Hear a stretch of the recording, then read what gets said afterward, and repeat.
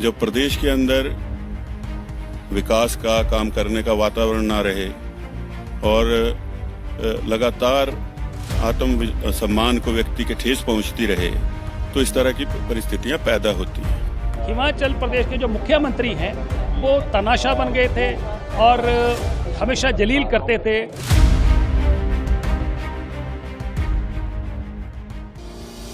हिमाचल में सियासी गर्मी कम होने का नाम नहीं ले रही है। 27 फरवरी से हिमाचल प्रदेश में लगातार सियासी परिस्थितियां बदल रही है।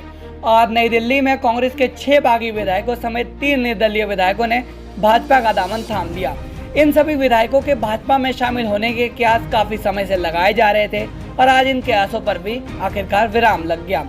पूर्व मंत्री सुधीर शर्मा ने भाजपा में शामिल होने के बाद कहा कि जब प्रदेश के अंदर विकास का काम करने का वातावरण ना हो और लगातार आत्मसम्मान को व्यक्ति के ठेस पहुंचती रहे तो इस तरह की परिस्थितियां बन जाती है कि हम लोग जो चुनकर आए थे वो प्रदेश के विकास के लिए, जनहित के लिए इस पद पर पहुंचे और एक बार नहीं कई बार लोग चुन करके आए हैं। जब प्रदेश के अंदर विकास का काम करने का वातावरण ना रहे और लगातार आत्म सम्मान को व्यक्ति के ठेस पहुंचती रहे तो इस तरह की परिस्थितियां पैदा होती हैं। आज कांग्रेस पार्टी का पूरे देश के अंदर विघटन इसलिए हो रहा है क्योंकि कांग्रेस पार्टी का कोई इस देश के प्रति विजन नहीं रहा है और पार्टी को ये पता ही नहीं है कि हमको करना क्या है। सिर्फ एक काम कांग्रेस पार्टी आज की परिस्थिति में करती है, श्रद्धेय प्रधानमंत्री जी की आलोचना करना।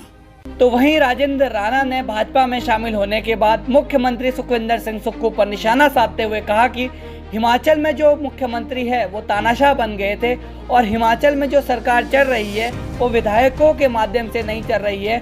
वहां पर मुख्यमंत्री सुखविंदर सिंह सुक्खू के मित्रों की सरकार बनकर रह गई है।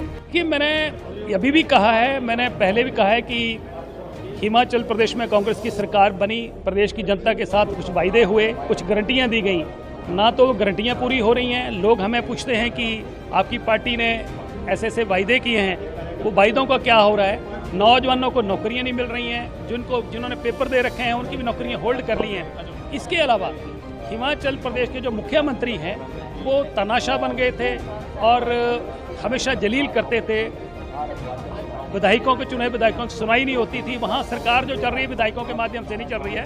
वहाँ पर ठाकुर सुखविंदर सिंह सुक्खू जो मुख्यमंत्री हैं उनके मित्रों की सरकार बन के रह गई है। इसलिए हिमाचल प्रदेश की जो सरकार है वो वेंटिलेटर पे है और आज पूरे देश में कांग्रेस में जो है पूरी तरह पॉलिटिकल डिजास्टर हो चुका है और 2024 का जो चुनाव होने जा रहा है इसमें पूरी तरह जो है देश में सफाया होने वाला है और भारतीय जनता पार्टी का पूरे देश में परचम लहराएगा। मैंने पहले ही कहा है कि सरकार वेंटिलेटर पे है और जब वेंटिलेटर के पेशेंट का क्या हाल होता है वो आप अंदाजा लगा सकते हैं। कांग्रेस के इन 6 बागी विधायकों के बीजेपी में शामिल होने के बाद कुल 68 विधानसभा सीटों में से कांग्रेस के पास अब घटकर 34 सीटें हो चुकी है, लेकिन बीजेपी की सीटें अब भी 25 ही रहेगी क्योंकि 6 बागी विधायकों की सदस्यता को स्पीकर ने रद्द कर दिया था और 3 निर्दलीय विधायकों ने 22 मार्च को इस्तीफा दे दिया था। इन 6 विधायकों के खिलाफ मंत्री हर्षवर्धन चौहान ने सचिवालय में शिकायत दर्ज की थी, जिसके बाद स्पीकर ने दोनों पक्षों को सुनने के बाद अपना फैसला सुनाया। इन 6 निलंबित विधायकों ने व्हिप का उल्लंघन किया था।